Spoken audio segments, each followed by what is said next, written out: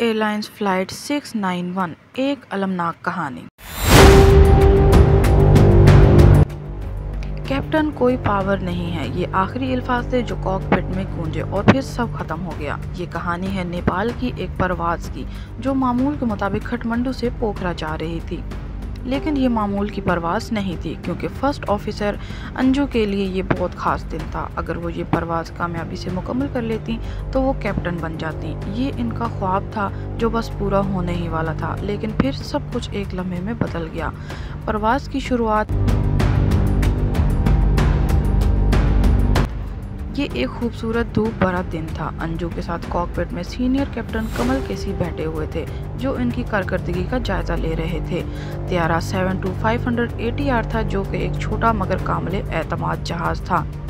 ये परवाज़ काठमांडू से पोखरा जा रही थी, जो नेपाल का एक बहुत ही मशहूर सियाहती शहर है। पोखरा में नया बैनुल-अक़वामी एयरपोर्ट बनाया गया था और ये परवाज़ इसी एयरपोर्ट पर उतरने वाली थी। आमतौर पर पोखरा में रनवे 30 पर लैंडिंग की जाती थी, जो एक सीधी और आसान लैंडिंग थी। लेकिन चूंकि अंजू की तरबियत चल रही थी, कैप्टन कमल ने रनवे 12 पर उतरने की इजाज़त मांगी, जो कि एक मुश्किल और तंग रास्ता था। ये वो फैसला था जिसने सब कुछ बदल के रख दिया। तबाही की तरफ बढ़ते हुए कदम। जब त्यारा नीचे आ रहा था, सब कुछ नॉर्मल लग रहा था। अंजू ने रफ्तार कम की, फ्लैप्स नीचे किए और लैंडिंग की तैयारी करने लगी। लेकिन इसी दौरान कैप्टन कमल ने गलती से फ्लैप्स लेवर की जगह कंडीशन लेवर को खींच दिया। ये एक संगीन गलती थी।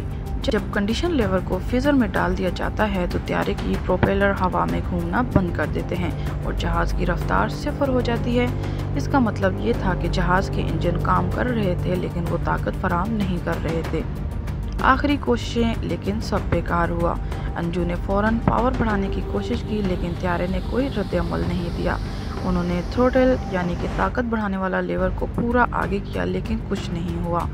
अब कैप्टन कमल ने कंट्रोल संभालने की कोशिश की, लेकिन अब बहुत देर हो चुकी थी। जहाज़ तेज़ी से नीचे गिरने लगा। वो सिर्फ 500 फीट की बुलंदी पर थे और रनवे सिर्फ 1 मिनट के फासले पर था, लेकिन जहाज़ की बाएं तरफ झुकने की रफ्तार बढ़ती ही जा रही थी।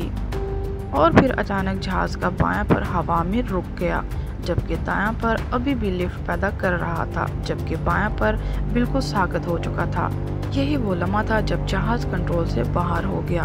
अब बढ़ते हैं इसके खौफनाक इख्तिताम की तरफ। सुबह के 10:57 बज रहे थे और त्यारा सेठी गटगंडी दरिया के करीब एक खाई में जा गिरा। जहाज़ में मौजूद 72 अफराद में से कोई भी जिंदा ना बच सका। इनमें अंजू, कैप्टन कमल और फ्लाइट अटेंडेंट ओशन मगर भी शामिल थे। हादसे के वक्त जहाज़ में मौजूद भारतीय मुसाफिर फेसबुक पर लाइव वीडियो बना रहे थे। वो खुशी से लैंडिंग का इंतज़ार कर रहे थे और अपने प्यारों से अपनी तजर्बात को शेयर कर रहे थे, लेकिन कुछ भी वैसा ना रहा। लेकिन चंद सेकंड के बाद ही उनकी वीडियो में खौफनाक चीखें सुनाई देने लगी और फिर एकदम से अंधेरा छा गया।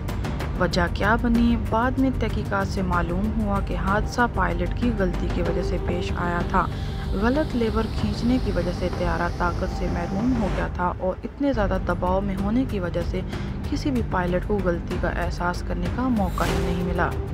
ये हादसा नेपाल की फ़ज़ाई तारीख में एक और अलमनाक बाब का इजाफा कर गया। एक ख्वाब जो पूरा होने से चंद लम्हे पहले ही बिखर गया। अगर ये ख्वाब पूरा हो जाता तो आज अंजू हमारे दरमियान होती और वो एक कैप्टन के तौर पर जानी जाती। आपको ये वीडियो कैसी लगी कमेंट्स में ज़रूर बताइएगा, और अगर आपको इस हवाले से कुछ और मालूमात हों तो वो भी आप कमेंट्स में लोगों के साथ शेयर कर सकते हैं। वीडियो को पूरा देखने के लिए बहुत शुक्रिया। हमारे साथ जुड़े रहिए।